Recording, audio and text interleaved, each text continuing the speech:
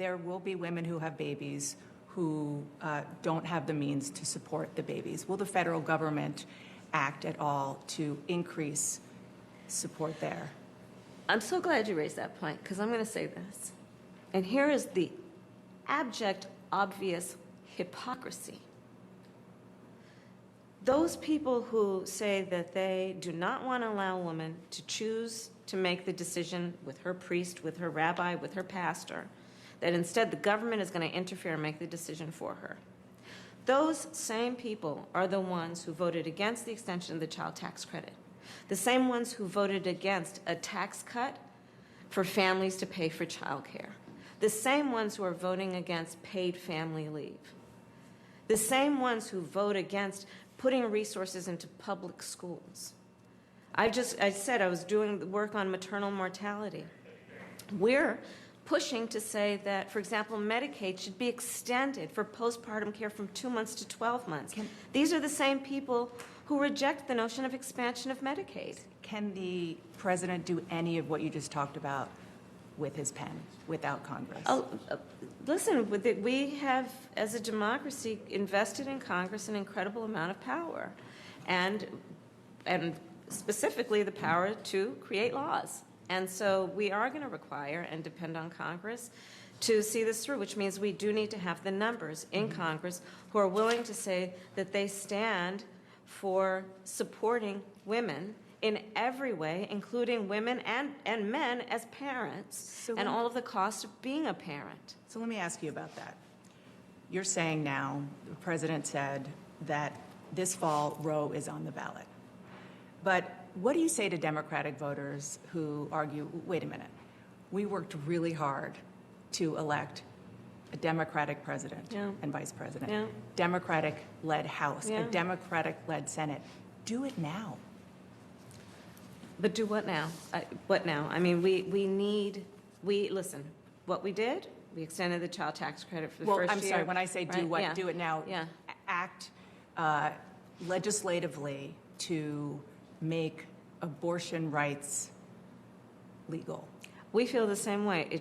Do it now. Congress needs to do it now in terms of permanently putting in place a clear indication that it is the law of the land that women have the ability and the right to make decisions about their reproductive care, and the government does not have the right to make those decisions for a woman. So one of the ways you can do it, obviously, one of the only way that is legislatively, procedurally possible is by doing away with the filibuster on this issue. President Biden told my colleague Anderson Cooper he would be okay with eliminating the filibuster to pass voting rights and, quote, maybe more. Would you support eliminating the filibuster in order to pass federal legislation for abortion rights? Right now, given the current composition of the Senate, the votes aren't there. But would you use the bully pulpit to say, yes, I support it? Well, here's the thing. I understand why you're asking the question, but the reality of it is we don't even get to really answer that in terms of whether it happens or not if we don't have the numbers in the Senate.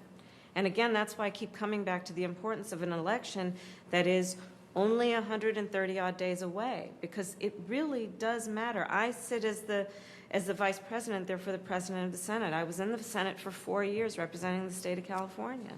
And if you don't have the votes, you can't move anything. We've seen countless examples, sadly, of that. This Senate, in the current composition, would not pass voting rights legislation. Right. I sat in the chair when the Women's Health Act was on the floor for a vote, and we didn't have the votes to get it passed on the issue of Roe, of reproductive health care.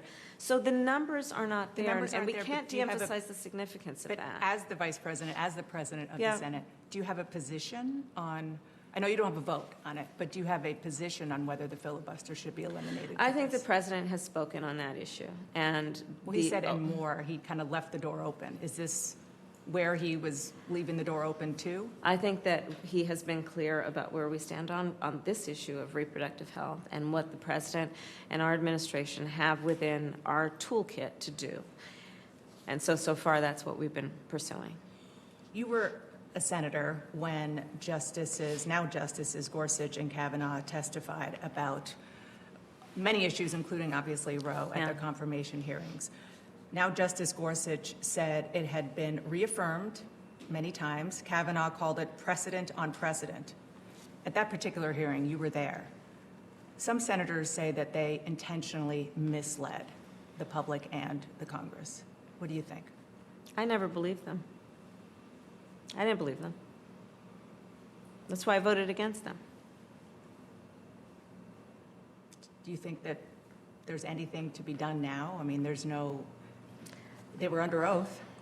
I think that, listen, it was clear to me when I was sitting in that chair as a member of the Senate Judiciary Committee that they were not, that they were very likely to do what they just did. That was my perspective, that was my opinion, and that's why I voted like I did. Big picture, do you worry about two Americas now because of the patchwork of different states having different laws now that Roe v. Wade is no longer law of the land? I don't believe we have two Americas. I believe that when you look at an issue, for example, like abortion and Roe, the majority of Americans support the right of a woman to make decisions about her body. When you look at something like the issue of the need for reasonable gun safety laws, the majority of people, including one of the numbers I've seen, the majority of gun owners agree we should have reasonable gun safety laws. So I don't buy into the idea that we have two Americas. What does concern me is that the rhetoric that you see among certain elected officials is actually not representative of where the people actually are. And we need to listen to where the people actually are. The vast majority of people, I think, have so much more in common than what separates them, and they want us to lead in terms of those who hold elected offices in a way that is reflective of their daily needs and their priorities. So, for example, supporting parents with a tax cut for child care expenses, which we have done as an administration, extending the child tax credit so that, as we did in the first year, we brought down child poverty by almost half. Doing the work of saying we are going to focus on an issue like maternal mortality because rural women, Black women, Native women are almost equally impacted in terms of the disparities of those outcomes. That's what people want. Speaking of disparities and just overall anxiety, I want Yeah. to ask you about the economy. Yeah. Yeah. There is a lot of anxiety Yeah. about the economy. People's wallets are really being hurt. Mm-hmm. Right now, gas prices, as you well know, Yeah. they're still near about $5 a gallon. Yeah. The president said he wanted a gas tax holiday. It doesn't seem like it's going anywhere in Congress. What else is in your toolbox? Is there anything else you can do to help bring down the cost of gas? Yeah, well, first of all, let's just say that this is a very real issue, and we have to do something about it, and it's one of our highest priorities as an administration.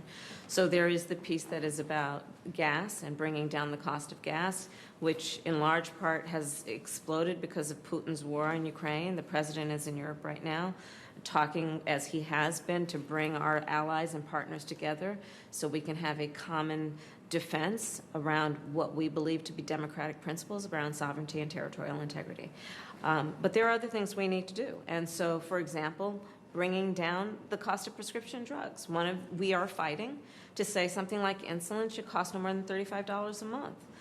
We are fighting to say that we should have affordable child care so that working families shouldn't pay more than 7% of their income in child care. But you've been fighting for that since And we're day going one. to keep fighting for that. But now inflation is really high. Are you concerned about a recession? The administration said that they weren't that worried about inflation, and then that changed. I think that there can be no higher priority than what we have been clear is our highest priority, which is bringing down the costs and the prices as much as we possibly can, and we will stay focused on that. I just want to ask you quickly Sure. about January 6th. Okay. You are a prosecutor Yeah. by training and by lots of experience. Mm-hmm. Based on the evidence presented so far in the January 6 hearings, would you bring criminal charges against the former president, Donald Trump? As a former prosecutor, I never comment on another prosecutor's case. I understand that. The former Vice President, Mike Pence, has your opinion of him changed? Well, I think that he did his job that day, and I commend him for that, because clearly it was under extraordinary circumstances that he should not have had to face. And I commend him for having the courage to do his job. Last question, I know we're out of time. Sure. Your friend, the Congressman Jim Clyburn, said last week that if President Biden doesn't seek re-election, you would be first on his list in 2024. Have you talked to President Biden about re-election? And what do you say to Congressman Clyburn? Joe Biden is running for re-election, and I will be his ticket mate. Full stop. Full stop. That's it. Madam Vice President, thank you. Thank you, Dana.